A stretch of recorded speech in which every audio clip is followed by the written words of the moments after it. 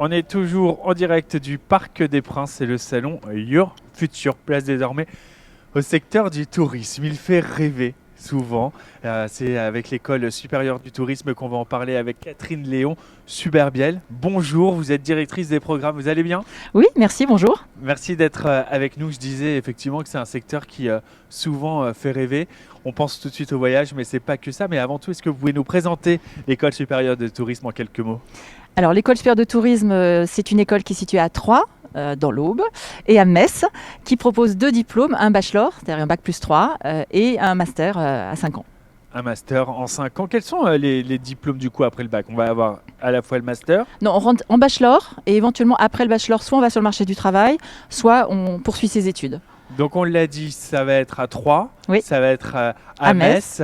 Les grandes spécialités auxquelles vous allez préparer, parce que je le disais, quand on parle de tourisme, on pense au voyage, mais c'est bien plus large que ça, on ne peut pas réduire Tout à qu'au fait. voyage. Alors en fait, notre formation est une formation généraliste en management du tourisme, c'est-à-dire qu'on va s'adresser, on va former nos jeunes à tous les secteurs du tourisme. Ça va effectivement toucher les voyages, mais aussi les transports, les loisirs, l'hébergement, l'événementiel, les institutions territoriales.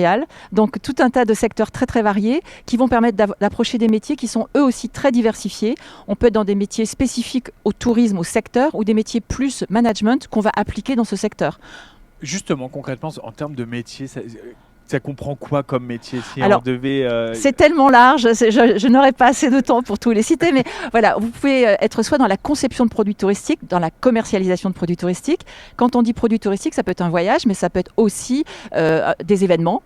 On peut être bien sûr dans la gestion de l'événement, dans l'organisation de l'événement, dans la communication, dans tout ce qui est comment je vais faire venir le client, que ce soit dans un hôtel, dans un événement ou dans un parc de loisirs ou parc d'attractions. On peut être ensuite comment je vais accueillir le client. Et ça, c'est un vrai talent, ça s'apprend, ça se travaille, et ça fait partie aussi de ce métier qui est un métier de passionnés et de gens qui ont envie de faire le bonheur des gens finalement. C'est ça, donc ça ne se résume pas qu'au voyage, Pas du mais tout. on sort de l'école, j'imagine, avec des stages, peut-être même de l'alternance. Bien sûr. Comment ça se passe? Alors, pendant l'école, en fait, la formation est très professionnalisante, c'est-à-dire qu'il y a des stages obligatoires en première et troisième année. On peut même faire la troisième année en alternance si on veut avoir un parcours encore plus immersif. Et donc, cet aller-retour entre l'école et l'entreprise qui fait que l'on va pouvoir mettre en pratique ses connaissances et développer ses compétences, et ensuite creuser peut-être le secteur et la fonction qui vont intéresser les jeunes. Chacun sort différent en fait du parcours.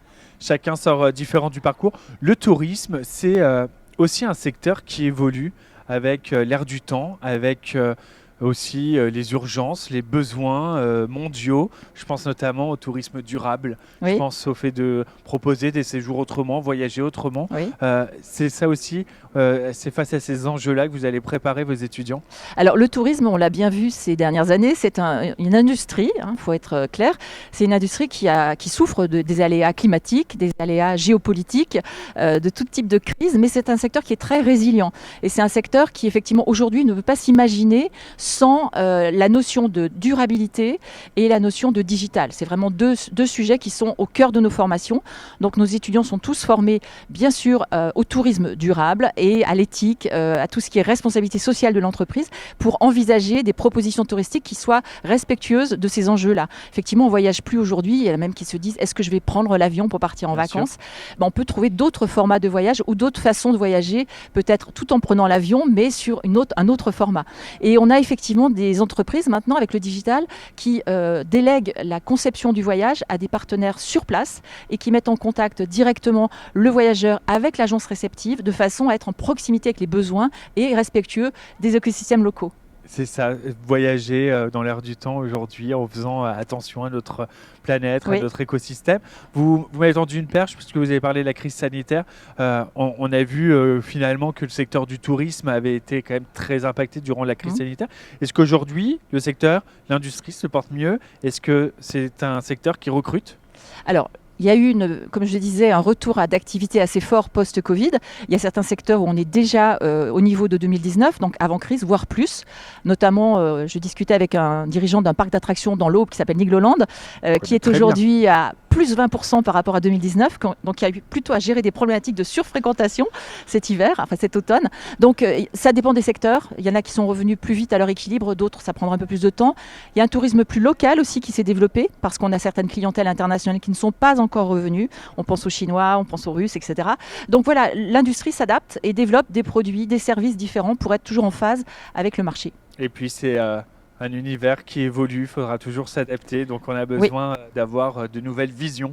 Alors c'est un univers où on innove beaucoup, c'est pour ça que le master qu'on propose est un master en innovation et entrepreneuriat dans le tourisme, parce qu'il y a des nouveaux concepts qui naissent, qui se développent tout le temps.